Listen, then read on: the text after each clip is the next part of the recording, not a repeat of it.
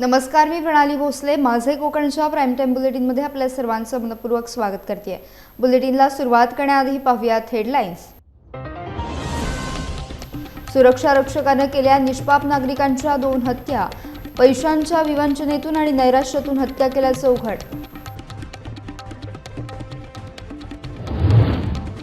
श्रीवर्धनमध्ये जलजीवन योजनेचा फज्जा. कागदावरच योजना पण नळ कोरडे. तांत्रिक चुकांमुळे कामात मोठा खोळंबा. 28 गावांना अद्याप पाण्याची प्रतीक्षा. चिपळूण नगरपालिकेत मोठा राजकीय वाद. नामफलकावरून काँग्रेस नगरसेवक आक्रमक.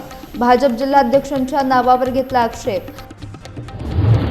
आणि गॅस वितरणात हलगर्जीपणा खपणार नाही. पालकमंत्र्यांचा थेट कारवाईचा इशारा. गॅससाठी नवा विशेष आराखडा. पाहुयात सविस्तर वृत्त. पनवेलमधील तळोजा परिसरात एका सुरक्षा रक्षकाने पैशांच्या विवंचनेतून आणि नैराश्यातून 2 निष्पाप नागरिकांची हत्या केल्याची धक्कादायक घटना समोर आली आहे. तुहिन घोष असं अटक केलेल्या आरोपीचं नाव असून तो येथील एका कंपनीत सुरक्षा रक्षक म्हणून कार्यरत होता. काही दिवसांपासून तो आर्थिक चणचणीमुळे प्रचंड नैराश्यात आणि संतापलेला होता. याच रागाच्या भरात त्याने रस्त्यावरून सायकलने जाणाऱ्या राजू बासुमतारी यांच्यावर लोखंडी पाईपनं जीवघेणा हल्ला केला. यावेळी तेथून जाणाऱ्या साईनाथ पाटील यांनी मध्यस्थी करण्याचा प्रयत्न केला असता आरोपीने त्यांच्यावर देखील निर्घृण हल्ला केला. या भीषण हल्ल्यात दोघांचाही जागीच मृत्यू झाला. घटनेची माहिती मिळताच तळोजा पोलिसांनी परिसरातील सीसीटीव्ही फुटेज आणि प्रत्यक्षदर्शींच्या मदतीने तपास चक्र वेगानं फिरवली आणि आरोपीला बेड्या ठोकल्या. चौकशी दरम्यान केवळ पैशाच्या कमतरतेमुळे आलेल्या रागातून हे कृत्य केल्याची कबुली आरोपीने दिली आहे. या धक्कादायक घटनेमुळे संपूर्ण पनवेल परिसरात मोठी खळबळ उडाली असून पोलीस अधिक तपास करत आहेत. 3 मार्च 2026 रोजी तळोजा पोलीस स्टेशन हद्दीतील IGPL तळोजा MIDC रोडवर एक सायकल स्वार इसम हा मृत अवस्थेत मिळून आलेला होता आणि त्याच्या लगतच एक टू व्हीलरवर जाणारा जो व्यक्ती आहे तर तो जखमी अवस्थेत मिळून आलेला होता. सदरची माहिती तळोजा पोलीस स्टेशनला प्राप्त होताच तळोजा पोलीस स्टेशनची टीम तत्काळ त्या ठिकाणी पोहोचलेली होती आणि या घटनेच्या अनुषंगाने तळोजा पोलीस स्टेशन या ठिकाणी CR नंबर 95/26 भारतीय न्याय संहितेचे कलम 103(1) 109 अन्वये आपण गुन्हा दाखल केलेला होता. या गुन्ह्याच्या तपासात माननीय श्री मिलिंद भारंबे सर, पोलीस आयुक्त Navi Mumbai, joint CP sir Sanjay Inpure sir, DCP Prashant Mohite sir यांनी आम्हाला सत्य तपासाच्या सूचना दिलेल्या होत्या. त्या अनुषंगाने तळोजा पोलीस स्टेशनचे PI senior PI Pravin Bhagat व त्यांच्या टीमनी याच्यामध्ये तांत्रिक विश्लेषण, आजूबाजूचे जे CCTV फुटेज आणि जे त्यांचं फिजिकल नेटवर्क आहे याची उत्तम प्रकारे सांगड घालून यातील आरोपी निष्पन्न केलेला आहे. यामध्ये तुहिन विश्वरूप घोष राहणार पश्चिम बंगाल हा आरोपी निष्पन्न झालेला आहे.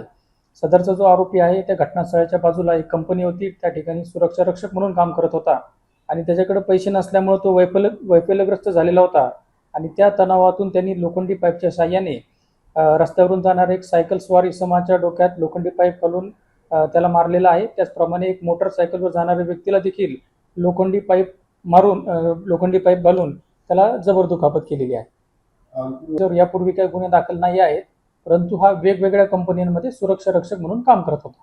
तो आरोपी आहे तर तो मूळचा पश्चिम बंगाल येथे राहणारा आहे आणि काही दिवसांपासून तो IGPL तळोजा MIDC या ठिकाणी सुरक्षा रक्षक म्हणून काम करत होता आणि या घटनेमध्ये आरोपीला आपण 4 तारखेला अटक केलेली होती आणि त्याला 10 दिवसाची पोलीस कस्टडी रिमांड मान्य न्यायालयाकडून मिळालेली आहे. किल्ले रायगड परिसरातील वाघोली हद्दीत लागलेल्या भीषण वणव्यामुळे मोठी खळबळ उडाली आहे. ही आग वाऱ्याच्या वेगानं रायगडच्या दक्षिण भागातील डोंगर उतारावर भवानी टोक आणि काळाहौद परिसरापर्यंत पसरली होती. रात्रीच्या काळोखात धगधगणाऱ्या आगीचं दृश्य अत्यंत भयानक होतं, ज्यामुळे शिवप्रेमींमध्ये चिंतेचं वातावरण निर्माण झालं. या घटनेनं अनेकांना इतिहासातील पोटल्याच्या डोंगरावरील तोफांच्या माऱ्याच्या प्रसंगाची आठवण करून दिली. वणवा पसरल्याची माहिती मिळताच रायगडवरील स्थानिक धनगर बांधव आणि पुरातत्व विभागाच्या कर्मचाऱ्यांनी तातडीनं मदतीसाठी धाव घेतली. शर्थीचे प्रयत्न करून त्यांनी ही आग पूर्णपणे आटोक्यात आणली. सुदैवाने या आगीत किल्ल्यावरील कोणत्याही ऐतिहासिक वस्तूचे किंवा संपत्तीचे नुकसान झालेले नाही, ज्यामुळे एक मोठा अनर्थ टळला. मात्र या वारंवार घडणाऱ्या घटनांमुळे रायगडची सुरक्षा आणि वनसंवर्धन पुन्हा एकदा ऐरणीवर आले असून प्रशासनाच्या कार्यक्षमतेवर आता प्रश्नचिन्ह उपस्थित होते. रायगड जिल्ह्यातील कर्जत परिसरातून एक धक्कादायक आणि खळबळजनक घटना उघडकीस आली आहे। फेसबुकवर ओळख करून नागपूरमधील एका ज्येष्ठ नागरिकाला तब्बल 12,70,000 रुपयांचा मोठा गंडा घालण्यात आला। सुशील जाधव आणि अदिती ढोके या दोन आरोपींनी सुनील गजघाटे या वृद्ध व्यक्तीला आधी प्रेमाच्या जाळ्यात ओढलं आणि त्यानंतर त्यांना कर्जतमध्ये येण्यास भाग पाडलं। फिर्यादीने कर्जत येथे आल्यावर त्यांचे अपहरण करून त्यांना जिवे मारण्याची भीती दाखवण्यात आली। आरोपींनी वृद्धाच्या मोबाईलमधील क्विक लोन ॲपचा वापर करून मोठ्या रकमेचे कर्ज काढले आणि ती सर्व रक्कम स्वतःच्या बँक खात्यात वळवून घेतली।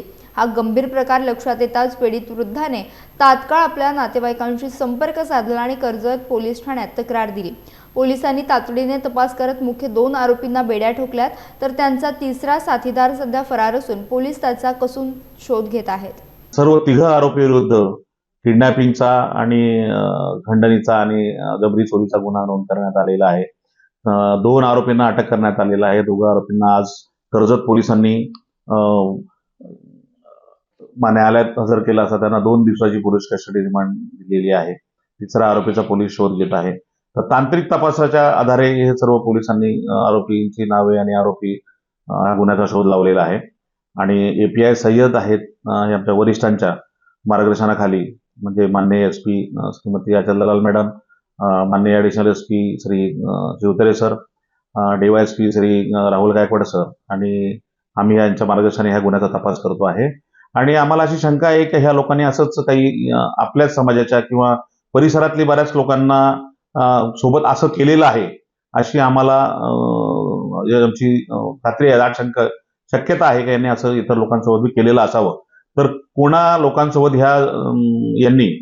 या तिघ आरोपींनी, महिला आरोपीचं नाव आहे अदिती ढोके, पुरुष आरोपीचं नाव आहे सुशील जाधव आणि तिसरा आरोपी जो आहे गणेश रूप मंगेश गजानन प्रधान, राहणार पुणे, या तिघांनी असंच कोणातरी सिनियर सिटीजनला फेसबुकवरून किंवा सोशल मीडियाच्या मार्फतीने ओळख करून असं त्यांच्यासोबत केलेलं असावं असं पोलिसांना आव्हान आहे पोलिसांचं सर्वांना की असं काय झालं असेल तर त्यांनी कर्जत पोलीस स्टेशन येथे येऊन त्यांच्याविरुद्ध तक्रार द्यावी किंवा त्यांची फिर्याद आम्हाला द्यावी। श्रीवर्धन तालुक्यात हर घर जल योजनेचा पूर्णपणे बोजवारा उडाला असून जलजीवन मिशनची कामे तांत्रिक अडचणीच्या गर्तेत सापडली आहेत। प्रशासकीय नोंदीनुसार तालुक्यातील 66 पैकी 38 योजना 100% पूर्ण झाल्याचा दावा केला जात असला तरी उर्वरित 28 गावांमध्ये अद्याप पाण्याची प्रतीक्षा कायम आहे।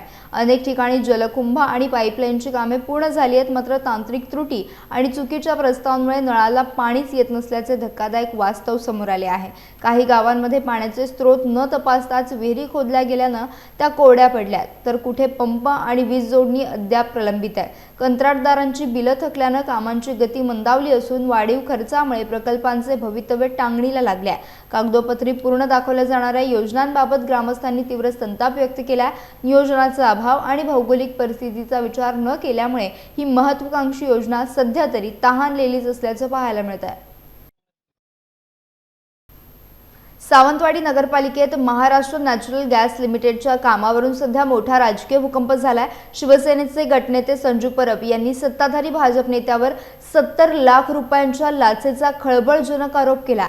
या कथित व्यवहारातील 30 लाख रुपये टोकन म्हणून आधीच स्वीकारले गेल्याचा गंभीर दावा त्यांनी केला असून यामुळे शहरात मोठी खळबळ उडाली आहे।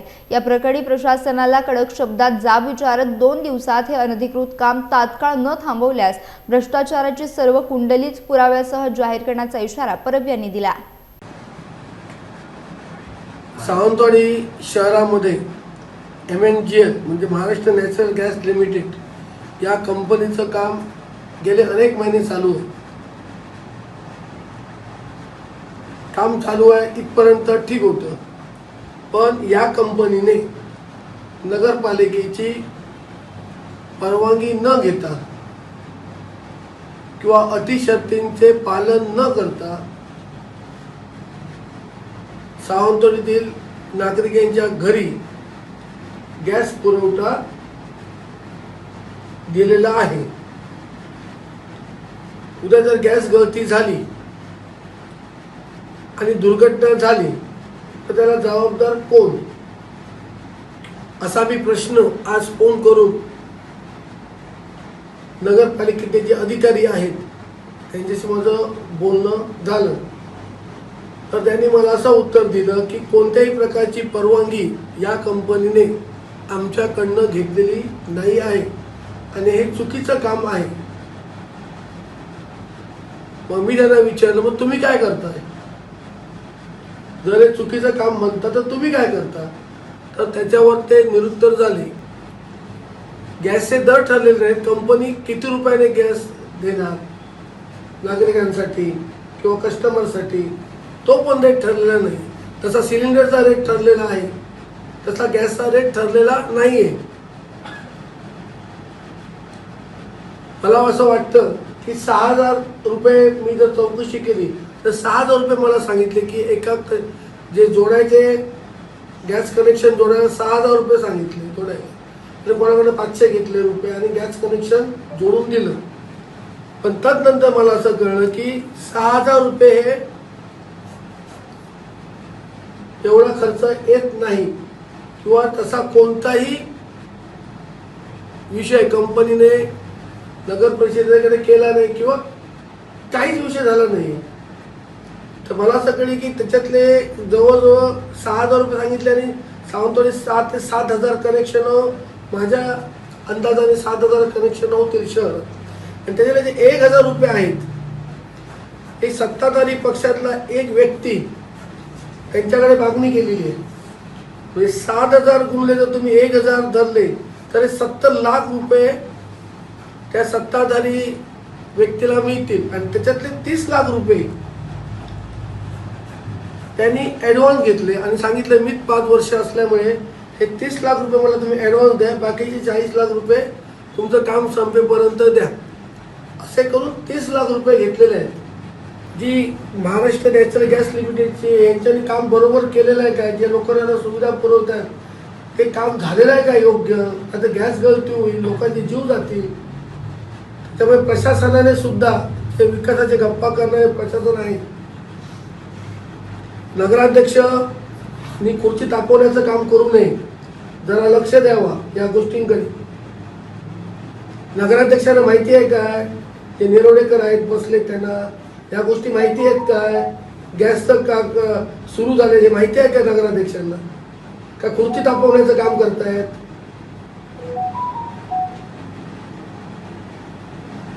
दोन दिवसात या गॅस लोकांचे जे कनेक्शन आहेत, जो गॅस पुरवठा तो बंद नाही झाला आणि जर भविष्यात गॅस गळती जाऊन काय प्रॉब्लेम झाला तर त्याला नगराध्यक्ष आणि प्रशासन हे दोन्ही जबाबदार राहतील. आणि त्याची जी खोदाई आहे ही किती केलेली आहे गॅस पाईपलाईनची, त्याची खोदाई किती आहे आणि किती पाहिजे? आता मी जर बघितला माझ्या वॉर्डमध्ये काम करताना काल मी ते काम बंद केलं की डायरेक्ट मशीन आतनं हे करतात. त्याचं एस्टिमेट काय झालेलं आहे? 7 कोटी रुपये कंपनीने भरलेले आहेत. मग हे वर आता डांबरीकरण होणार नाही, ते पैसे कुठे वापरणार नगरपालिका? सगळा गोंधळ चाललेला आहे. पण जोपर्यंत संजीव बर्वे नगरपालिकेत आहे त्यांना अशी बेकायदेशीर कामं करायला मी देणार नाही. वेळोवेळी जनतेसमोर येईन आणि यांची कुंडली बाहेर काढेन. चिपळूण नगरपालिकेच्या विविध विकास कामांच्या उद्घाटन सोहळ्यावरून सध्या स्थानिक राजकीय वातावरण चांगलेच तापलंय. पालकमंत्री उदय सामंत यांच्या हस्ते नुकतेच एका विकास कामाचे लोकार्पण करण्यात आले. मात्र या कामांच्या अधिकृत नामफलकावर चक्क भाजप जिल्हाध्यक्षांच्या नावाचा उल्लेख करण्यात आल्यानं नवीन वादाला तोंड फुटलंय. या प्रकरणानं काँग्रेसचे गटनेते आणि नगरसेवक साजिद सरगुरोह यांनी तीव्र शब्दात संताप व्यक्त केलाय. नगरपालिकेच्या शासकीय विकास कामात राजकीय पदाधिकाऱ्यांच्या नावाचा अशा प्रकारे समावेश करणं अत्यंत बेकायदेशीर आणि लोकशाहीला घातक असल्याचं त्यांनी म्हटलंय. सरगुरोह यांनी या घटनेचा जाहीर निषेध नोंदवला असून ही चिपळूण नगरपालिका आहे की भाजपचं कार्यालय असा खोचक सवाल त्यांनी प्रशासनाला विचारलाय.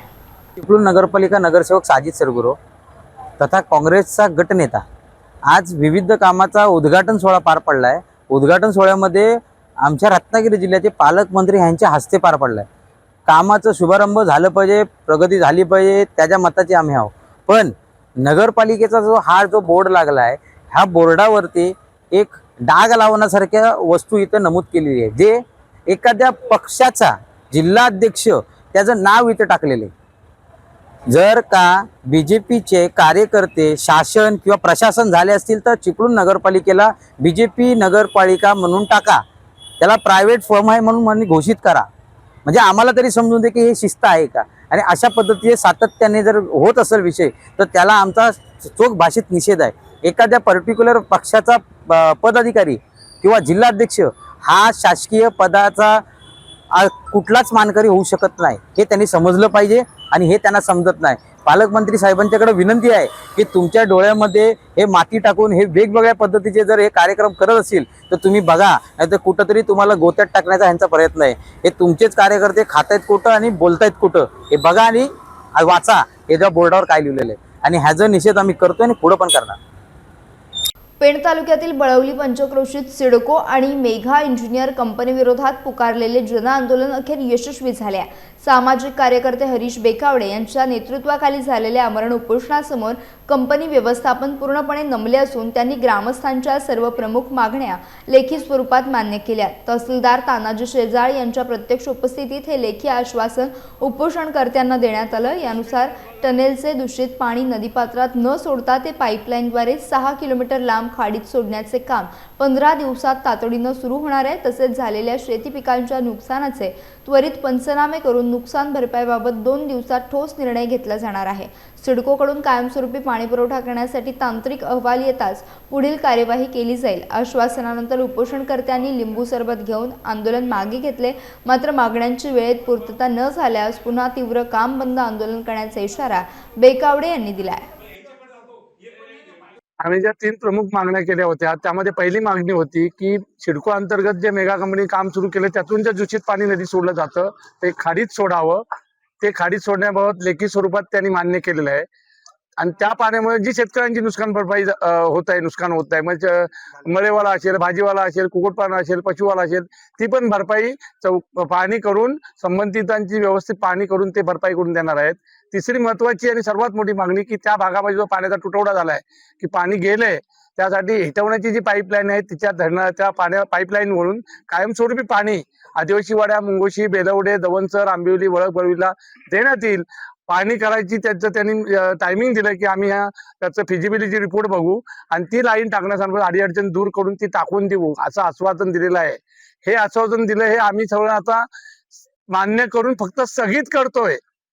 जर का या मागण्या झाल्या नाहीत तर आमच्या जर पोटावर पाणी घेऊन आम्हाला जर कायमचं पाणी तोंडचं बनवलं गेलं असेल तर त्यांचं पण ते दूषित पाणी आम्ही बंद करू हे शेवटचं सांगतोय. आणि ते बंद केलं तर यांचं आमच्या हजारो कोटीचं नुकसान होईल हे आम्हाला माहिती आहे आणि ते बंद करणार. नाहीतर यांनी आमची सर्व दिलेली जी मागण्या आहेत त्या पूर्ण कराव्यात. त्याचं मोठं आंदोलन भूतो न भविष्यती असं हरीश बेकावडे आणि त्यातल्या भागातील सर्वजण करतील या आज मी तुम्हाला इशारा देतो. आखाती देशात निर्माण झालेल्या युद्धजन्य परिस्थितीमुळे LPG पुरवठ्यावर परिणाम झाला असून व्यावसायिक गॅस सिलेंडरवर निर्बंध लागू करण्यात आले आहेत. मात्र घरगुती गॅसचा पुढील 10 दिवसांचा साठा मुबलक प्रमाणात उपलब्ध असल्यानं नागरिकांनी घाबरून जाऊ नये असं आवाहन राज्यमंत्री योगेश कदम यांनी केले आहे. गॅस वितरणात कोणताही काळाबाजार होऊ नये यासाठी राज्य शासनाकडून प्रत्येक जिल्ह्यात विशेष दक्षता समित्या स्थापन करण्यात आल्या आहेत. इराणमधून होणारा पुरवठा सुरळीत करण्यासाठी केंद्र सरकार सक्रिय असून नागरिकांनी सहकार्य करत गॅसचा वापर अत्यंत संयमाने करावा असं आवाहन त्यांनी माझे कोकणशी बोलताना केलं आहे. व्यावसायिक वापराकरिता केंद्र शासनाने सप्लाय करण्याकरिता बंदी घातलेली आहे आणि ही बंदी फक्त महाराष्ट्रात नाही संपूर्ण देशामध्ये घातलेली आहे. आखाती देशामध्ये जे काही युद्ध चालू आहे त्यामुळे नियमित सप्लाय हा होऊ शकत नव्हता गॅसाने, त्यामुळे हा निर्णय कदाचित घ्यावा लागलेला आहे. कमर्शियल वापराकरिता बंदी जरी असली तरी सुद्धा हाऊस होल्डसाठी म्हणजे घरगुती वापराकरिता गॅसवरती कुठलीही बंदी नाही. घरगुती वापराकरिता जे काही आवश्यक सप्लायची आपल्याकडे गरज आहे ती संपूर्ण पुरवठा हा आपल्याकडे पुढच्या 10-12 दिवसाकरिता आहे. जनरली तो 15 दिवसाकरिता असतो. आपल्याकडे तो देखील रेग्युलर त्याचा सप्लाय देखील होतोय. त्यामुळे घरगुती वापराकरिता मी पुन्हा एकदा आपल्या माध्यमातून सर्व ग्राहकांना सांगेन आपण काही पॅनिक व्हायचं कारण नाही. हो, आपण जे वापर करतोय ते आपण जरा सांभाळून केला पाहिजे. आता शेवटी युद्ध आहे आणि युद्धाचे परिणाम हे अनेक देशांना भोगावे लागत आहेत. त्याचा हा भाग आहे. परंतु आपल्या देशाचे पंतप्रधान नरेंद्र मोदी साहेब या सर्व विषयाकडे अतिशय बारकाईने त्यांचं लक्ष ठेवून आहे. ते स्वतः हाताळत आहेत.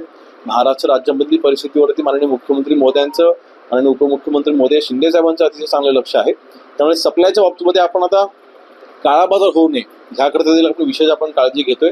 प्रत्येक जिल्ह्यामध्ये दक्षता समिती स्थापन करून त्यांनी व्यवस्थितरित्या काम केलं पाहिजे अशा सूचना आपण केलेल्या आहेत. मी स्वतः ज्या जिल्ह्यामधून मी आहे त्या रत्नागिरी जिल्ह्याची बैठक मी स्वतः सोमवारी मी लावलेली आहे. तर सगळ्या जिल्ह्यांमधलं सप्लायचं नियोजन हे व्यवस्थित झालं पाहिजे. ऑनलाईन बुकिंगच्या माध्यमातूनच ग्राहकांनी तिथे अप्लाय करावं. ऑफलाईन कोणीही जाऊन ते थेट दुकानात जाऊन कुठे लाईन लावून ते घ्यायचा प्रयत्न करू नये आणि थोडा गॅसचा वापर हा आपला सांभाळून करणं आता आवश्यक आहे. दादा, एकंदरीत आता आपण बघितलं तर पूर्ण शहरामध्ये चुली पेटलेल्या दिसत आहेत, पण जे छोटे मोठे टपरीवाले असतील किंवा वडापाव असतील किंवा कॉर्नर स्वीट मार्टवाले असतील, आज त्यांनी त्यांचा व्यवसाय यासाठी बंद केलेला आहे. एकंदरीत कधीपर्यंत ही परिस्थिती सुधारेल असं वाटतं? नाही, एक्झॅक्ट शेवटी बघा, तर युद्ध कधीपर्यंत संपेल त्याचं काय आपल्याला आपण लावू शकत नाही. शेवटी ते आंतरराष्ट्रीय स्तरावरचा तो विषय आहे. परंतु ह्या स्थितीमध्ये ग्राहकांना त्रास होऊ नये, विशेषतः जे लहान व्यावसायिक आहेत, टपरीवाले आहेत, त्यांना तो त्रास होऊ नये याकरता आपण रॉकेल देखील आपण उपलब्ध करून देतोय. तर त्याचा देखील पर्याय हा त्यांनी तिथे समोर आणावा, म्हणजे त्यांनी तो कन्सिडर करावा आणि वापर आपला हा सांभाळून करणं आवश्यक राहील. म्हणून मला वाटतं आज जो काही निर्णय घेण्यात आलेला आहे तो संपूर्ण देशाकरता असला हा निर्णय आहे. लहान व्यापाऱ्यांना नक्कीच काही अडचणींना सामोरं जावं लागते याची आम्हाला कल्पना आहे, परंतु ही परिस्थिती मला वाटतं जास्त वेळ राहणार नाही. जसं आपल्याला माहिती आहे की परवाच्या दिवशी कालच किंबहुना की तेलाचा सप्लाय हा आपल्या देशाकरता माननीय नरेंद्र मोदी साहेबांनी करून घेतलेला आहे. पंतप्रधान नरेंद्र मोदी साहेबांनी त्यांचे ठेवलेले सगळ्या देशांचे असलेले चांगले संबंध युद्धाच्या ह्या परिस्थितीमध्ये नक्कीच चांगला फायदा आता आपल्याला होतोय आणि इराण देशामधून आपला जे काही सप्लाय होता तो नियमितपणे चालू करण्यासाठी मोदी साहेब स्वतः प्रयत्नशील आणि ते यशस्वी प्रयत्न करतायत. म्हणून मला वाटतं ही परिस्थिती जास्त वेळ राहणार नाही, परंतु जोपर्यंत आहे तोपर्यंत आपण हा. रत्नागिरी जिल्ह्यातील गॅस पुरवठा आणि वितरणाबाबत निर्माण झालेली टंचाई पाहता पालकमंत्री उदय सामंत यांनी कठोर पवित्रा घेतलाय. गॅस वितरणात कोणताही गैरव्यवहार किंवा जाणीवपूर्वक दिरंगाई झाल्यास संबंधित कंपन्या आणि व्यक्तींवर थेट गुन्हे दाखल करण्याचे आदेश त्यांनी दिले आहेत. जिल्हा परिषदेत झालेल्या महत्त्वपूर्ण आढावा बैठकीत त्यांनी ही तंबी दिली आहे. शासनाच्या नव्या मार्गदर्शक तत्वानुसार रुग्णालये, सार्वजनिक संस्था यांना 100% तर हॉटेल आणि संरक्षण क्षेत्राला 70% गॅस पुरवठा करण्याचे नियोजन करण्यात आले आहे. घरगुती सिलेंडर 25 दिवसांच्या आत ग्राहकांना मिळालेच पाहिजेत असे स्पष्ट निर्देश सामंत यांनी दिले आहेत. व्यवसायांशी निगडीत नव्हती. इंडस्ट्री, हॉटेल व्यावसायिक, त्याच्यानंतर घरगुती गॅस या संदर्भामध्ये आम्ही बैठक घेतली. त्या बैठकीला जिल्हाधिकारी, मुख्य कार्यकारी अधिकारी, आमचे सगळे अधिकारी उपस्थित होते. त्याच्यामध्ये जाणीवपूर्वक गॅसचा तुटवडा करण्याचा प्रयत्न जर कोणी केला तर त्याच्यावर देखील कारवाई करण्याचा निर्णय घेतलेला आहे. ज्या कंपन्या गॅस आहेत त्यांनी जाणीवपूर्वक कनेक्शन न देण्याचा पराक्रम केला तर त्यांच्यावर देखील गुन्हे दाखल करण्याचा निर्णय आम्ही घेतलेला आहे. 70% कोणाला गॅस द्यायचा आहे, 100% कोणाला गॅस द्यायचा आहे, 50% कोणाला गॅस द्यायचा आहे, ही एक गाईडलाईन सरकारकडनं आलेली आहे. त्या पद्धतीनं तो गॅस डिस्ट्रीब्युशन झालं पाहिजे. या सूचना देखील जिल्ह्याचा पालकमंत्री म्हणून मी दिलेल्या आहेत आणि याच्यामध्ये कुठेही गैरव्यवहार चालणार नाही, या स्पष्ट आमची भूमिका आहे. आणि असा गैरव्यवहार करण्याचा जर कोणी प्रयत्न केला तर त्यांच्यावर FIR दाखल करण्याच्या देखील सूचना मी दिलेल्या आहेत. निर्णय घेतल्यानंतर देखील गर्दी होणार आहे. त्याच्यामुळं इंडस्ट्रीला गॅस कशा पद्धतीनं वितरित करायचा, हॉटेल व्यावसायिकांना कशा पद्धतीनं गॅस वितरित करायचा, रेल्वे असेल, ST कॅन्टीन असतील यांना कशा पद्धतीनं गॅस वितरित करायचा आणि घरगुती गॅस कसा द्यायचा याच्यावर आमची सविस्तर चर्चा झालेली आहे. आणि सविस्तर चर्चा होऊन जे पर्सेंटेज गव्हर्नमेंटनं ठरवलेलं आहे त्या पद्धतीनं वितरण करावं ही एक सूचना दिली. ज्यांनी कनेक्शन घेण्यासाठी पैसे भरलेले आहेत अशोका गॅसकडे, त्याची देखील कनेक्शन तातडीनं द्याव्या अशा सूचना दिलेल्या आहेत. आणि जाणीवपूर्वक त्रास देण्याची भूमिका कोणी घेऊ नये हे देखील निर्देश दिलेले आहेत. आखाती देशांमधील युद्धजन्य परिस्थितीचा फटका आता महाडमधील सामान्य नागरिकांना बसू लागला. जीवनावश्यक वस्तूंच्या भाववाढीसोबतच घरगुती गॅस सिलेंडरचा मोठा तुटवडा निर्माण झाला. प्रशासनाकडून पुरवठा सुरळीत असल्याचे दावे केले जात असले तरी प्रत्यक्षात सिलेंडर बुकिंगचा कालावधी आता 25 दिवसांवर पोहोचलाय. यामुळे एका सिलेंडरवर अवलंबून असलेल्या कुटुंबाची मोठी ओढाताण होती आहे. महाडमधील गॅस एजन्सी बाहेर रखरखत्या उन्हात नागरिक तासनतास रांगा लावतात. मात्र दुसरीकडे राजकीय चित्र अत्यंत संतापजनक आहे. निवडणुकीच्या काळात मतांसाठी घरोघरी फिरणारे लोकप्रतिनिधी आता गायब झालेत. पंचायत समिती आणि जिल्हा परिषद निवडणुकांनंतर हे नेते विजयाचा जल्लोष करण्यात व्यस्त असून जनतेच्या समस्यांकडे त्यांचं अक्षम्य दुर्लक्ष होत आहे. सिलेंडरसाठी नागरिकांची भटकंती सुरू असताना नेत्यांच्या गुलाल उधळण्यामुळे स्थानिक जनतेमध्ये तीव्र संताप आहे. राजकारण्यांच्या वृत्तीमुळे सर्वसामान्य जनता आता कोणाकडे दाद मागणार या विवेचनेत आहे. प्रशासनाने याकडे तातडीने लक्ष देणे गरजेचे आहे. पेण तालुक्यात गेल्या 5 दिवसांपासून घरगुती गॅस सिलेंडरचा तुटवडा असल्याचे वृत्त पसरल्यानं नागरिकांमध्ये घबराट निर्माण झाली आहे। या अफवेमुळे वरदान गॅस एजन्सीसमोर ग्राहकांच्या लांबच लांब रांगा लागल्याचं पाहायला मिळत आहे। मात्र ही केवळ एक अफवा असून नागरिकांनी मुळीच घाबरून जाऊ नये असं आवाहन गॅस एजन्सीचे मालक अरविंद जैन यांनी केलं आहे। जैन यांनी यावेळी सध्या व्यावसायिक गॅस सिलेंडरचा पुरवठा काही कारणास्तव थांबवण्यात आला असला तरी घरगुती गॅस सिलेंडरचा पुरवठा पूर्णपणे सुरू असल्याचं सांगितलं। ग्राहकांनी ऑनलाईन बुकिंग केल्यानंतर त्यांच्या घरी किंवा सोसायटीमध्ये गॅस सिलेंडर दिलेल्या वेळेत पोहोचेल, त्यामुळे गोडाऊन किंवा एजन्सीच्या कार्यालयाबाहेर विनाकारण गर्दी करण्याची कोणतीही गरज नसल्याचं त्यांनी सांगितलं आहे। सध्याच्या युद्धजन्य परिस्थितीमुळे फक्त आपल्या पेट्रोलियम मिनिस्ट्रीच्या आदेशानुसार तिन्ही ऑइल कंपन्यांनी कमर्शियल गॅसचा सप्लाय पूर्णपणे थांबवलेला आहे, परंतु घरगुती गॅस ग्राहकांना कोणत्याही प्रकारचा त्रास होऊ नये म्हणून डोमेस्टिक सप्लाय पूर्णपणे चालू आहे। कंपनीकडून कुठल्याही प्रकारचा तुटवडा नाही आहे आणि ह्या बाबतीत आमच्या कंपनीने आम्हाला आश्वस्त केलेलं आहे की कुठल्याही प्रकारचा तुटवडा येणार नाही आहे। फक्त बुकिंगची जी गॅप आहे म्हणजे मागील सिलेंडर घेतल्यापासून 25 दिवसानंतरच बुकिंग होतं आहे, ते रिफिल गॅप जो आहे तो कंपनीने एक सिस्टममध्ये टाकलेला आहे। त्यानुसार बुकिंगनुसारच सिलेंडर गावागावात पण येतील, जे पूर्वी पण यायचे, आणि शहरातसुद्धा डिलिव्हरी चालू आहे ती उद्यापासून मिळेल। आणि उद्यापासून आपण इथे दुकानावर हे जे काय एक थोडेसे सिलेंडर जे काय आजकाल दिलेले आहेत ते उद्यापासून पूर्णपणे बंद करतो। प्रत्येकाला आपण घरी सिलेंडर देण्याचा निर्णय घेतलेला आहे आज।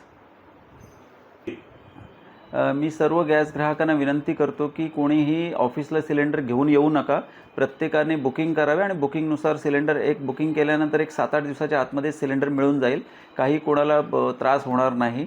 आणि जशी डिलिव्हरी ह्याच्यापूर्वी सुरू होती ती अशी डिलिव्हरी पेण शहरात आणि तालुक्यातील गावागावात सुरू राहील। नवी मुंबईतील पनवेल परिसरात घरगुती गॅस सिलेंडरच्या टंचाईमुळे सध्या नागरिकांचे प्रचंड हाल होत आहेत। आज सकाळपासूनच गॅस मिळवण्यासाठी ठिकठिकाणी नागरिकांच्या लांब रांगा लागल्याचं पाहायला मिळालं। विशेष म्हणजे कालच स्थानिक आमदार प्रशांत ठाकूर यांनी सोशल मीडियाद्वारे शहरात गॅसचा पुरेसा साठा उपलब्ध असल्याचं आश्वासन दिलं होतं, मात्र प्रत्यक्षात चित्र वेगळं असून अनेक वितरकांनी केंद्राबाहेर गॅस स्टॉक संपलाय असे फलक लावल्यानं नागरिकांमध्ये तीव्र संताप व्यक्त होतोय। कित्येक नागरिक तासनतास उन्हात रांगेत उभे राहूनही रिकाम्या हाताने परत जात असल्याची विदारक परिस्थिती आहे। काही वितरकांकडे साठा असूनही ते वेळेवर पुरवला जात नसल्याच्या तक्रारींनी संभ्रम अधिकच वाढला आहे। यामुळे पनवेलमध्ये घबराट आणि नाराजीचे वातावरण पसरलं असून स्थानिक प्रशासनाने या समस्येकडे गांभीर्यानं लक्ष देऊन गॅस पुरवठा तातडीनं सुरळीत करावा अशी मागणी त्रस्त नागरिकांकडून सातत्याने केली जाते आहे। आपण रांगेत उभा आहात, जवळजवळ 1.5 तास झाला आम्ही रांगेमध्ये उभे आहोत। ॲक्च्युली आम्हाला साधारण 11 तारखेला आम्हाला मेसेज आला बुकिंगचा, आणि मला वाटते काल टी व्हीमध्ये आणि सर्व वृत्तपत्रामध्ये आपण बातमी वाचलीत की कोणालाही कुठे रांगेत उभे राहायची गरज नाही, की 2.5 दिवसामध्ये बुकिंग झाल्यानंतर 2.5 दिवसामध्ये तुमच्या घरपोच सिलेंडर भेटेल। परंतु इथे आल्यानंतर सांगितलं की होम डिलिव्हरी मिळणार नाही, त्याच्यामुळे फक्त तुम्ही इथे घेऊन या, तुम्हाला इथे घरपोच डिलिव्हरी भेटणार नाही, फक्त तुम्हाला इथे आल्यानंतर नंबरमध्ये लागल्यानंतर तुम्हाला सिलेंडर भेटेल। फक्त एकच विनंती आहे की थोडासा प्रॉब्लेम असा आहे की वृत्तपत्रामध्ये किंवा टी व्हीवर ज्या बातम्या येतात त्या बातम्यांमधला आणि यांचा एक खूप विरोधाभास आहे, पण लोकांकडे व्यवस्थित मेसेज गेलेला नाही की नक्की काय आहे ते, आणि त्याच्यामुळे ही सगळी गर्दी आहे। एकीकडे सरकार सांगते की बाबा स्टॉक भरपूर आहे सिलेंडरचा, कुठल्याही प्रकारचा गॅसचा तुटवडा भासणार नाही, तरी सुद्धा लोक अजून लाईनमध्ये उभा आहेत, त्याचं कारण काय? असं एक जनतेतर्फे मी तुम्हाला एक प्रश्न विचारतो। एजन्सीच्या ऑफिसला गर्दी ह्यासाठी आहे की सगळ्या पब्लिकला मेसेज गेलाय लोकांकडून किंवा सगळ्या एजन्सीकडून की तिकडे त्यांच्या ऑफिसला गेल्यावर सिलेंडर मिळते, घरी डिलिव्हरी होत नाहीये। त्यामुळे जो तो पब्लिक आहे ना इकडे येऊन सिलेंडर रिकामा घेऊन येतो आणि इकडून मिळतो। मग मी यांच्या ऑफिसला विचारलं की बाबा सिलेंडर ऑनलाईन मिळणार की नाही, ते म्हणाले मिळणार, पण टेम्पो येईल तेव्हा। मग जर तुमचा टेम्पो इकडच्या लोकांना आलेल्या लोकांना तुम्ही सिलेंडर देता तर घरच्या लोकांना ऑनलाईन का मिळत नाही, याचं उत्तर प्रॉपर नाहीये त्यांच्याकडे। ते म्हणाले सोमवारपासून येईल, पण टेम्पो आला तर। मग जर टेम्पो येतो म्हणून इथल्या लोकांना मिळतो ना इथे आल्यावर ऑफिसला, ती त्यांच्याकडून मिळणारी जी माहिती आहे ना ती सगळ्या लोकांना समाधान होईल अशी माहिती नाहीये, मिसअंडरस्टँडिंग होते त्यांच्या स्टाफमुळे। गडकिल्ले संवर्धन समितीचे अध्यक्ष तन्मय हिरवे आणि सिद्धार्थ हिरवे यांनी शेकडो युवा कार्यकर्त्यांसह महाराष्ट्र नवनिर्माण विद्यार्थी सेनेत जाहीर प्रवेश केला। मुंबईतील शिवतीर्थ निवासस्थानी अमित ठाकरे यांच्या उपस्थितीत हा सोहळा अत्यंत उत्साहात आणि शिवमय वातावरणात पार पडला. रायगड आणि मुंबई परिसरातील या तरुण नेतृत्वाच्या प्रवेशामुळे मनसेची ताकद वाढली आहे. राज ठाकरे आणि अमित ठाकरे यांच्या विचारांवर विश्वास ठेवून हिरवे बंधूंनी आता सक्रिय राजकारणात उतरण्याचा निर्णय घेतला. या प्रसंगी मनसे विद्यार्थी सेनेचे उपाध्यक्ष विनायक राऊत हे देखील उपस्थित होते. अमित ठाकरे यांनी सर्व नवनियुक्त कार्यकर्त्यांचे स्वागत करत त्यांच्या पुढील वाटचालीसाठी शुभेच्छा दिल्यात. तसेच आगामी गुढीपाडवा मेळाव्यासाठी त्यांना विशेष निमंत्रण देखील दिलं.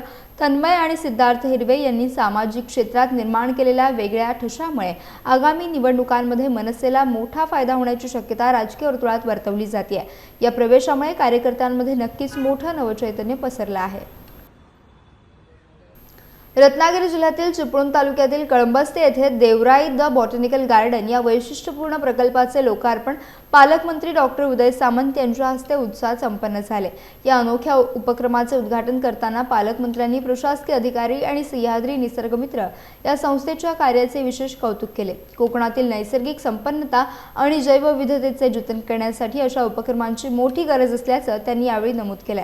हे गार्डन केवळ वृक्ष संवर्धनाचे केंद्र नसून निसर्ग पर्यटनाला आणि पर्यावरण शिक्षणाला चालना देणारं महत्त्वाचं ठिकाण ठरेल. प्रांताधिकारी आकाश लिघाडे यांच्या पुढाकारानं आणि RGPPL व नेरोलॅक यांच्या सहकार्यानं हा प्रकल्प साकारण्यात आला. लोकार्पण सोहळ्याला आमदार शेखर निकम, माजी आमदार सदानंद चव्हाण यांच्यासह अनेक महत्त्वाचे मान्यवर उपस्थित होते. शासनाकडून या प्रकल्पाला आवश्यक ती मदत करण्याचे आश्वासन डॉक्टर उदय सामंत यांनी दिले. हा प्रकल्प आगामी काळात पर्यावरण जनजागृतीसाठी एक दिशादर्शक केंद्र ठरेल असा विश्वास देखील त्यांनी व्यक्त केला आहे. याच्यापेक्षा रात्री गार्डन कसं दिसतं हे बघण्याची संधी मला मिळाली उशिरा आल्यामुळं. आणि एक महसूल खात्याचा अधिकारी काय करू शकतो हे आकाशजींनी अख्ख्या महाराष्ट्राला दाखवून दिलंय.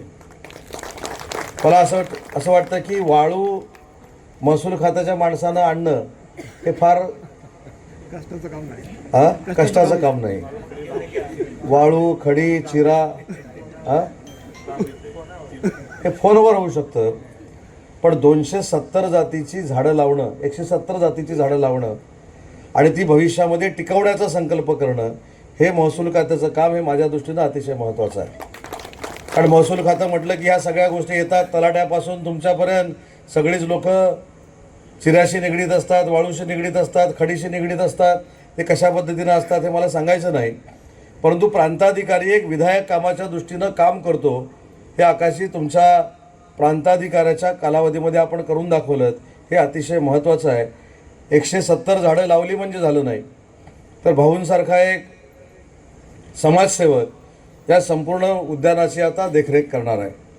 भाऊ तुम्हाला देखील शब्द देतो, सरकारच्या वतीनं या संपूर्ण परिसराला काय लागलं तर ते देखील देण्याची जबाबदारी पालकमंत्री म्हणून माझी आहे.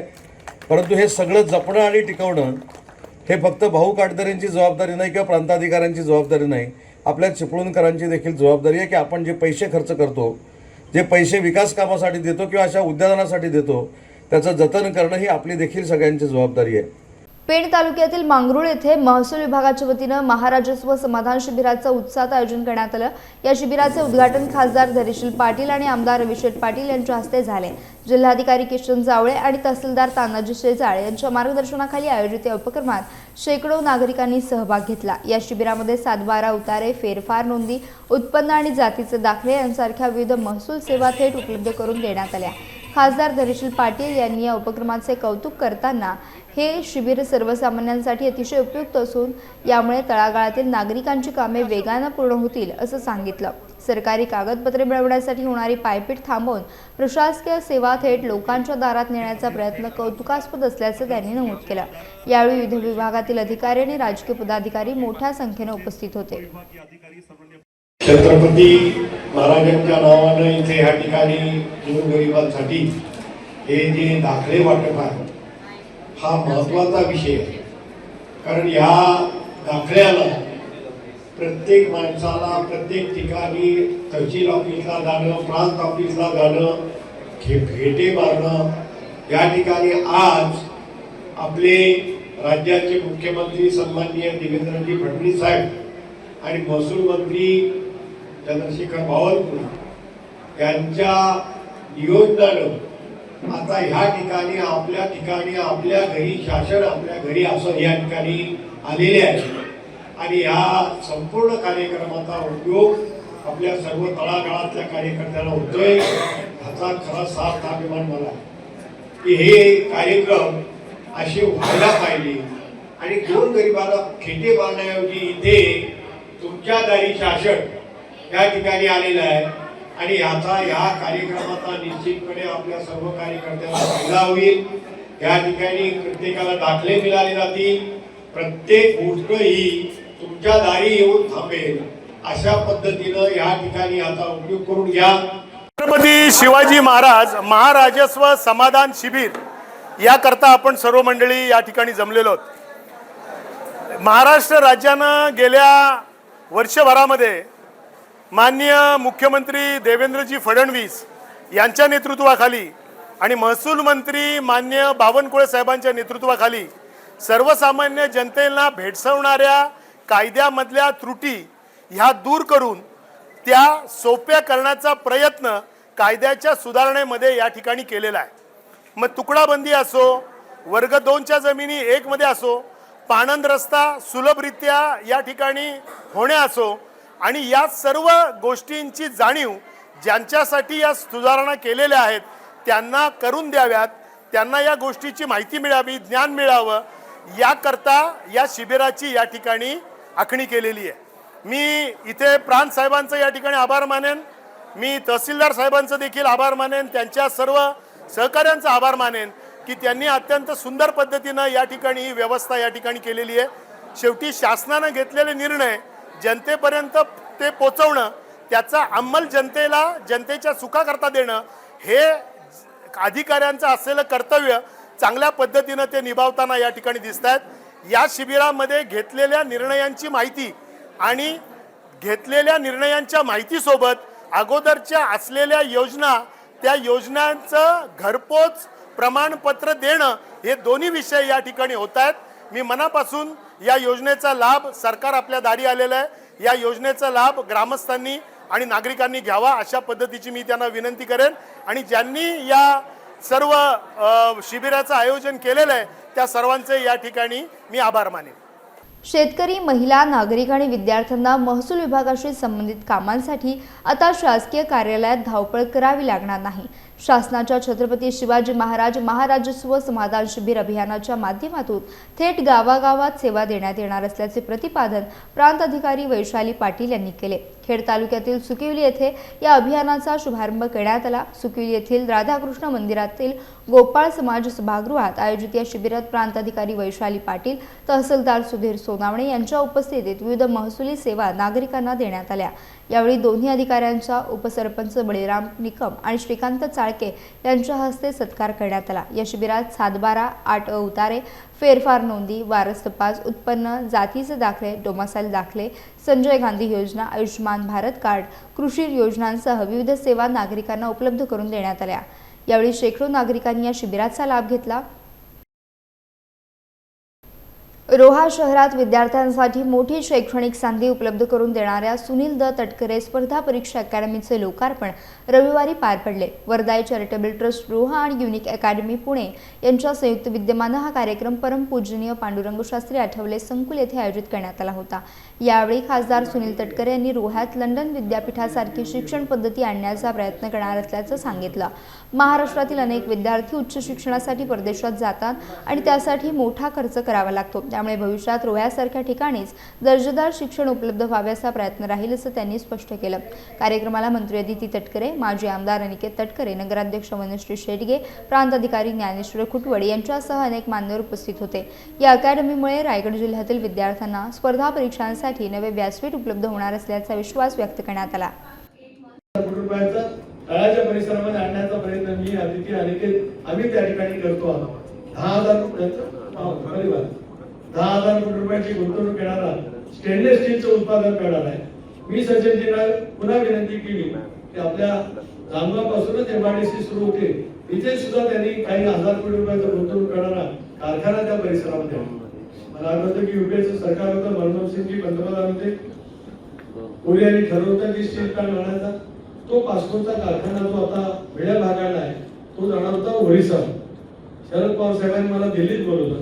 मी त्याला पालकमंत्री होतो आणि त्यांनी मला सांगितलं की तुम्ही तुमच्या कल्पनेतून तू अध्यक्ष असताना विळा भागाच्या परिसरामध्ये औद्योगिकीकरण झालं आहे, त्या माध्यमातून एक पास्कोचा कारखाना येतोय, त्याला पूर्णपणाची मदत स्थानिक लोकप्रतिनिधी म्हणून तू करणार असशील तर करारामध्ये मी मनमोहन सिंगांना सांगतो त्या कारखाना महाराष्ट्रामध्ये रायगड जिल्ह्यामध्ये रायगडच्या पायथ्याशी आणि विळा भागाडला येईल. त्याप्रमाणे ते झालं आणि आज काही हजार कोटी रुपयांची बचत करताना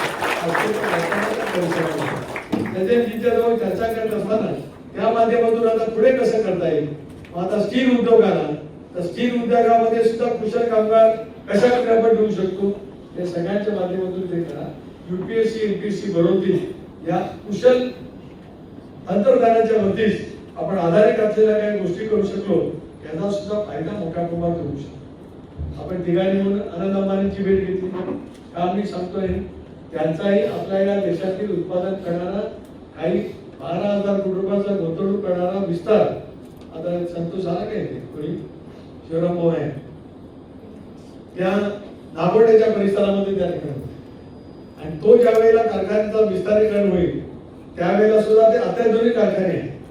ज्या वेळेला मनुष्यबळ कमी होतं आणि मशिनरीवरती अवलंबून राहतं त्यावेळेला कुशल असलेल्या तंत्रज्ञानाची आवश्यकता मोठ्या प्रमाणावरती असते. आता तशापैकी सुद्धा व्यवस्था जर का आपल्या भागामध्ये आपण करू शकलो तर त्याचा सुद्धा फायदा उद्याच्या भवितव्याच्या कालावधीमध्ये मोठ्या प्रमाणावरती आपल्याला करता येऊ शकतो. या सगळ्या परिसरामध्ये या सर्वतोन पद्धतीच्या शिक्षणाची व्यवस्था करणं हे वर्धारी ट्रस्टचं एक प्रमुख उद्दिष्ट आहे आणि त्या प्रमुख उद्दिष्टासह आज त्याची सुरुवात आपण या ठिकाणी या निमित्ताने निश्चितपणाने करतो आहोत हे मला आवर्जून त्या ठिकाणी सांगायचं. आता इथे महाज्योती, सारथी, भारती, आरती ही जी काही सगळी वेगवेगळी महामंडळ आहे ही सगळी महामंडळ समाज व्यवस्थेवरती आधारित असलेली महामंडळ अजितदादा अर्थमंत्री असताना त्यावेळेच्या सरकारच्या माध्यमातून त्यांनी त्या ठिकाणी केली. या महामंडळाच्या बरोबरीत आदिवासी विद्यार्थ्यांच्या साठी सुद्धा प्रशिक्षण राबवण्याच्या बाबतीमध्ये शासनाच्या ज्या काही योजना असतील या सगळ्या योजनांच्या मार्फत रोजगाराची जी काही संधी उपलब्ध होणार आहे त्या सगळ्या विद्यार्थ्यांचं प्रशिक्षण या संकुलामध्ये देण्याचा संकल्प वर्धाई ट्रस्टने केलेला आहे हे मला मुंबई मराठी पत्रकार संघात आयोजित AI परिषदेत माहिती आणि जनसंपर्क महासंचालनालयाचे प्रधान सचिव ब्रिजेश सिंह यांनी मार्गदर्शन केले. पत्रकारितेत कृत्रिम बुद्धिमत्तेचा वापर वेगाने वाढत असून पत्रकारांनी याकडे धोका म्हणून न पाहता कौशल्य वृद्धीची संधी म्हणून पाहावे असे आवाहन त्यांनी केले. AI बातम्यांचे संकलन आणि संपादन सोपे होत असले तरी सत्यता पडताळण्याची जबाबदारी आणि पत्रकारितेची विश्वासार्हता आजही मानवी बुद्धीवरच अवलंबून आहे. सिंह यांनी यावेळी नमूद केले, AI तुमची नोकरी घेणार नाही, मात्र AI वापरणारा व्यक्ती तुमचे स्थान घेऊ शकतो. म्हणूनच पत्रकारांनी हे तंत्रज्ञान आत्मसात करणे गरजेचे आहे. महासंचालनालयामार्फत लवकरच AI इन जर्नलिझम हा प्रमाणपत्र अभ्यासक्रम सुरू केला जाणार आहे. भारतीय भाषांच्या मर्यादा आणि डीपफेक यांसारख्या आव्हानांवर मात करण्यासाठी AI आधारित फॅक्ट चेक प्रणाली देखील विकसित केली जात आहे. बदलत्या काळात तंत्रज्ञानाशी जुळवून घेणे हेच पत्रकारितेचे खरे भवितव्य असल्याचं यावेळी त्यांनी स्पष्ट केलं. रायगड जिल्ह्यातील महाड येथील हिरवळ education trust college of science तर्फे दैनंदिन जीवनासाठी AI टूल्सची ओळख या विषयावर 2 दिवसांच्या मोफत कार्यशाळेचं आयोजन करण्यात आलं आहे. ही कार्यशाळा 16 आणि 17 मार्च 2026 रोजी दुपारी 3 ते 5 या वेळेत महाविद्यालयाच्या परिसरात पार पडणार आहे. कृत्रिम बुद्धिमत्ता अर्थात AIचा वाढता वापर लक्षात घेता ही कार्यशाळा सर्वच वयोगटातील नागरिकांसाठी अत्यंत महत्त्वाची ठरेल. यामध्ये 8वी पासून विद्यार्थी, पालक, गृहिणी, व्यावसायिक, डॉक्टर्स आणि वकिलांसह सर्व क्षेत्रातील व्यक्ती सहभागी होऊ शकतात. या विशेष सत्रात AIच्या मूलभूत संकल्पना, 5 महत्त्वाच्या टूल्सचे थेट प्रात्यक्षिक आणि हँड्स ऑन प्रॅक्टिसवर विशेष भर दिला जाईल. सहभागींना तज्ज्ञांशी संवाद साधून आपल्या मनातील शंकांचे निरसन करण्याची मोठी संधी मिळणार आहे. इच्छुकांनी अधिक माहिती आणि नोंदणीसाठी त्वरित संपर्क साधण्याचे आवाहन करण्यात आले आहे. Hirwal education trust college of science, computer science and information technology आयोजित करत आहे introduction to AI tools for everyday life या विषयावर 2 दिवसांची मोफत कार्यशाळा दिनांक 16 आणि 17 मार्च दुपारी 4 ते 6 या दरम्यान.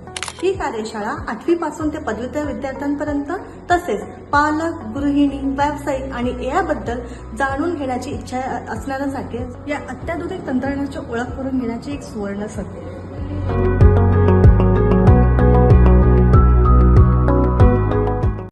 सावंतवाडी येथील जगन्नाथराव भोसले उद्यानात वेताळ प्रतिष्ठान तुळस या संस्थेच्या वतीनं नारी अभ्युदय महोत्सव मोठ्या उत्साहात साजरा करण्यात आला. आंतरराष्ट्रीय महिला दिनाचे औचित्य साधून आयोजित या भव्य कार्यक्रमाला सावंतवाडीतील महिलांचा उत्स्फूर्त प्रतिसाद मिळाला. सामाजिक कार्यकर्त्या वेदिका विशाल परब यांच्या हस्ते जिल्ह्यातील विविध क्षेत्रातील कर्तृत्ववान महिलांचा यथोचित गौरव करण्यात आला. यावेळी मार्गदर्शन करताना परब यांनी महिलांनी प्रत्येक क्षेत्रात आत्मविश्वासानं आणि जिद्दीनं पुढे येण्याचं आवाहन केलं. या महोत्सवात नव्याने निवडून आलेल्या महिला लोकप्रतिनिधींसह सामाजिक कार्यात उल्लेखनीय काम करणाऱ्या 11 महिलांचा विशेष सन्मान करण्यात आला. कार्यक्रमाचे मुख्य आकर्षण असलेल्या सौभाग्य संध्या या मनोरंजनात्मक कार्यक्रमानं आणि पारंपरिक हळदी कुंकू समारंभानं संपूर्ण परिसरात मोठी रंगत भरली. स्त्री शक्तीचा सन्मान आणि त्यांच्या कर्तृत्वाला प्रोत्साहन देण्याच्या उद्देशानं राबवलेल्या स्तुत्य उपक्रमाचे सर्व स्तरातून कौतुक होत आहे. वेताळ प्रतिष्ठानने सामाजिक बांधिलकी जपत महिला सक्षमीकरणासाठी अत्यंत महत्त्वाचं पाऊल उचललं असून यामुळे महिला वर्गामध्ये आनंदाचं वातावरण निर्माण झालं आहे. कोकणातील शिमगोत्सव म्हणजे भक्ती आणि अभूतपूर्व आनंदाचा मिलाफ असतो. लांजा तालुक्यातील वाघरट गावात ग्रामदैवत श्री नवलादेवीचा शिमगा उत्सव अत्यंत उत्साहात आणि मोठ्या थाटामाटात साजरा करण्यात आला.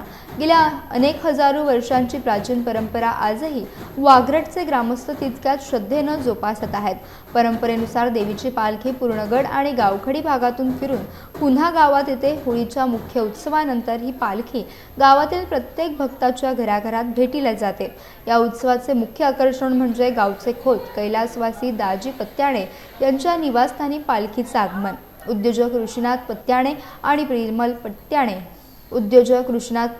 आणि प्रमिल पत्याणे यांच्या कुटुंबियांनी या पालखीचे जंगी स्वागत केले. घरातील सुवासिनींनी मनोभावे पूजा अर्चा केल्यानंतर तिथे देवीला महानैवेद्य अर्पण करण्यात आला. पालखी नाचवण्याच्या पारंपरिक सोहळ्यानं वाघरट ग्रामस्थांच्या डोळ्यांचे पारणे फेडले. पिढ्यानपिढ्या चालत आलेला हा विशेष मान आणि भक्तीचा सोहळा आजही तितक्याच चैतन्यदायी ठरत आहे. या उत्सवामुळे गावाची एकजूट आणि परंपरा अधिकच वृद्धिंगत होताना पाहायला मिळाली. गुहागर तालुक्यातील मुंढण ओळवणवाडीत शिमगोत्सवाचा उत्साह शिगेला पोहोचला असून येथे पारंपरिक पालखी नृत्य सोहळ्याचे शानदार आयोजन करण्यात आले. या सोहळ्याला परिसरातील ग्रामस्थांनी मोठी गर्दी केली होती. कार्यक्रमात गुहागर पंचायत समितीचे नवनिर्वाचित सभापती प्रणव पोळेकर, गौरव वेल्हाळ आणि मंगेश जोशी यांची प्रमुख उपस्थिती होती. ढोल ताशांच्या गजरात आणि आकर्षक रंगबिरंगी वेशभूषेत सादर केलेल्या पालखी नृत्यानं उपस्थितांचे लक्ष वेधून घेतले.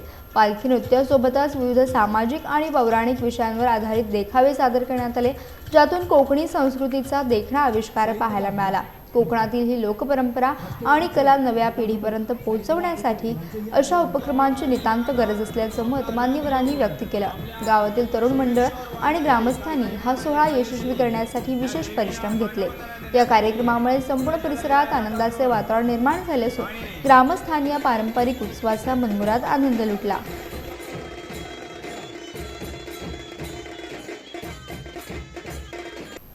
खेड तालुक्यातील आंबवली येथे श्री झोलाई क्रीडा मंडळाच्या वतीनं शिमगा उत्सवानिमित्त विविध क्रीडा आणि सांस्कृतिक स्पर्धांचं आयोजन करण्यात आलं होतं.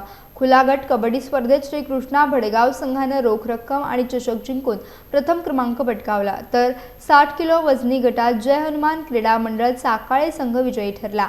या महोत्सवाचे खास आकर्षण ठरलेल्या मॅरेथॉन स्पर्धेत 125हून अधिक खेळाडूंनी सहभाग नोंदवला, ज्यामध्ये साहिल चिले आणि प्रांजल मोरे यांनी चमकदार कामगिरी केली. यावेळी हरिभक्तपरायण निलेश महाराज शेलार यांचे कीर्तन आणि महिलांचे दिंडी भजन मोठ्या उत्साहात पार पडले.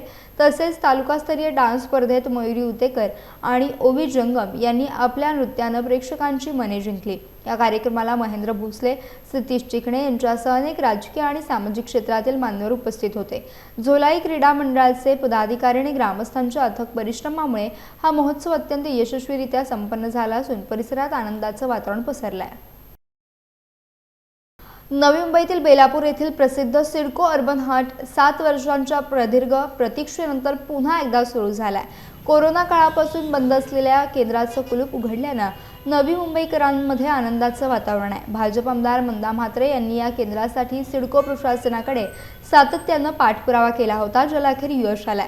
बेलापूर रेल्वे स्थानकाजवळील हे केंद्र भारतीय हस्तकला, हँडलूम उत्पादने आणि विविध राज्यातील पारंपरिक खाद्यपदार्थांसाठी ओळखलं जातं. देशभरातील कारागिरांना त्यांच्या कलागुणांच्या प्रदर्शनासाठी आणि विक्रीसाठी हे एक हक्काचं व्यासपीठ आहे. मंदा म्हात्रे यांनी भविष्यात या केंद्राचं हस्तांतरण नवी मुंबई महानगरपालिकेकडे करण्याची मागणी देखील केली आहे, जेणेकरून अधिक विकास होऊन विविध सांस्कृतिक उपक्रम राबवता येतील. अर्बन हाट पुन्हा सुरू झाल्यामुळे स्थानिक नागरिक आणि पर्यटकांची गर्दी वाढणार असून यामुळे बेलापूरच्या सांस्कृतिक वैभवात भर पडणार आहे. 7 साल बाद चालू हुआ है, कैसा लग रहा है यहाँ पर? बहुत अच्छा लग रहा है, क्योंकि लॉकडाउन के समय से जो बंद हुआ वो अभी तक हम इसकी राह ही देख रहे थे, इंतज़ार कर रहे थे. यहाँ आके बहुत अच्छा लगता है. हम हमेशा यहाँ आते थे. इतना सुंदर जगह है यहाँ कि मन प्रसन्न हो जाता है. खाने की चीज़ें और वो भी अच्छी चीज़ें मिलती थी और हम बहुत एंजॉय करते थे. शाम का समय हमारा बहुत अच्छा मतलब पास करते थे. अलग अलग राज्यों से प्रदर्शन लगाया हुआ है. हाँ, अलग अलग, बंगाल का, गुजरात का, विशेषकर गुजरात का बहुत अच्छा होता था और हमें दूसरे मतलब गुजरात के कहीं जाने की ज़रूरत नहीं पड़ती थी, सब यहाँ मिल जाता था. हाँ. क्या बताएंगे आप, 7 साल बाद अर्बन हाट खुला है? अच्छा लग रहा है देख के. बहुत सालों के बाद पहले भी मैं रेगुलर विजिट करती थी, चाहे परचेसिंग करूँ या नहीं करूँ, या तो छोटा मोटा मैं लेकर जाती थी. सारे राज्य के लोग यहाँ पे आए हैं और उनको जो लोग खरीदेंगे उनकी वजह से उनको रोज़गार भी उपलब्ध होगा और अच्छा भी लगेगा उनको. सिर्फ परचेसिंग लोगों ने थोड़ा क्यों ना हो, उनको सपोर्ट हो जाएगा, उनकी फैमिली को सपोर्ट हो जाएगा, इसलिए परचेसिंग थोड़ा तो करना ही चाहिए. और रिजनेबल कॉस्ट है. अभी भी मैंने ख़रीदा तो काफ़ी रिजनेबल कॉस्ट है और अलग अलग फ्रेश वैरायटी है, उनको भी अच्छा लगता है. और सारे मतलब यहाँ पे मैं एक टीचर हूँ तो मैं सारे टीचरों को भी बता सकती हूँ कि आप जाके खरीदी करो ऐसे. अभी मैंने एक आंटी जी से भी मुलाकात की, वो घाटकोपर से यहाँ पे आई थी और बहुत महसूस कर रही थी कि मुझे लोगों को बताना चाहिए, तो मैं इन लोगों को मैं उस साइड में भी लेकर जाऊंगी तो उनको रोज़गार अच्छे से उपलब्ध होगा. और यहाँ पे हर समय एग्जीबिशन लगना चाहिए तो ताकि लोगों को भी ये जगह पता चले. और बहुत यहाँ का माहौल बहुत आर्टिस्टिक है, ऐसे बहुत सुंदर भी बनाया हुआ है. सिडको ने मेंटेन करेंगे तो और अच्छा लगेगा. अभी भी अच्छे से न्यू लुक दिया हुआ है, सुंदर लग रहा है, बहुत सुंदर. Thank you. कहाँ से आए हैं, नाम बताइए और क्या हम स्टॉल है? अहमदाबाद से आए गुजरात. ये 7 साल के बाद यहाँ पे जो ये एग्जीबिशन लगा है भारत सरकार, बहुत अच्छी तरह ये लगाया गया है यहाँ पे. अच्छा सेल हुआ है यहाँ पे हमारा. नागरिक आते हैं? हाँ, बहुत आते हैं यहाँ पे. एडवर्टाइज यहाँ पे बहुत अच्छी की है, यानी सेल सबका बहुत अच्छी तरह हुआ है यहाँ पे. कितनी खुशी हो रही है अभी? हमको तो बहुत खुशी है. हम ये भी सोचते हैं कि अगले बार फिर ये 18 से मार्च को लग रहा है तो और बार हमको ये मौका मिले, हम यहाँ पे आ सके, हम ये खुशी रखते हैं. नाम बताइए. ललित भाई एप्लिक का हमारा काम है, अहमदाबाद से आए. अर्बन हाट का फॉर्म आप ले रहे हैं, तो सफलता प्राप्त 7 साल बाद चालू हुआ है. ऐसे है कि सिडको ने एक ग्राम विकास केंद्र हमारे सीबीडी विभाग में बनाया. उसके लिए मैंने बहुत प्रयास किया था. तभी के एमडी गिल साहब थे और अपने कपूर साहब भी थे. उस टाइम हम लोग ने ये ग्राम विकास केंद्र उसको नाम दिया. और जो ग्रामीण भाग में जो हमारी महिला बचत गट का जो कारोबार करते, जो काम करते, जो प्रोडक्ट बनाते, उसके लिए हम लोग ने वो बिक्री केंद्र करके उनको दिया था. कोरोना के बाद वो बंद पड़ा था. प्रयास से उसको वापस हम चालू किए. 100 के ऊपर स्टॉल है.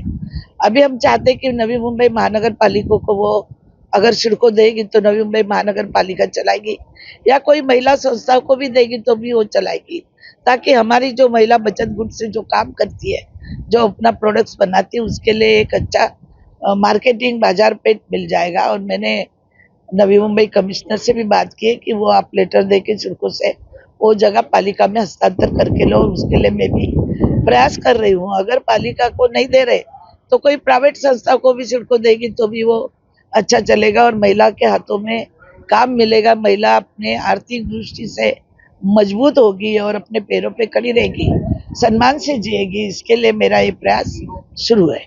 यहाँ अर्बन हाट में विविध प्रांतों से दुकानदार आए हुए हैं, उनका कहना है कि थोड़े और दिन उनको चाहिए वहाँ पे। नहीं, हम तो अभी आगे चल के हर प्रांत से लोग आते हैं, केरला का, हरियाणा का, सब जगह का वहाँ पर एग्जीबिशन होता है ग्राम विकास के माध्यम से। हर एक स्टेट आती है वहाँ पर। एक महीना तो देना चाहिए ऐसे मुझे लगता है, ताकि इतना लंबे से आना जाना, ट्रांसपोर्ट भाड़ा है, सब कुछ है। मगर हम चाहते हैं कि यहाँ के महाराष्ट्र के नवी मुंबई की जो महिला अपने पैरों पे खुद खड़ी रहनी चाहिए। हम चाहे तो एक घनसोली गोटोली में भी ऐसा ग्राम विकास केंद्र बना सकते हैं, नेरुल सानपाड़ा में भी बना सकते हैं, ताकि हमारे महाराष्ट्र की महिलाओं को भी, अभी 14 गांव है, वहाँ तो कम से कम 700-800 एकड़ जमीन है, हम वहाँ भी 5-10 एकड़ जमीन लेके वहाँ भी अपना प्रोडक्ट्स तैयार कर सकते हैं। जो प्रक्रिया, फल प्रक्रिया है, आम है, तुम्हारे फल में तुम्हारा आम के साथ में जो कोकण में तुम्हारा कोकम है, जामुन है, करवंद है, उसकी वड़ी बना सकते हैं। उसके बाद बहुत है, अचार है, पापड़ है, हर चीज महिला बनाती है खाद्य पदार्थ में।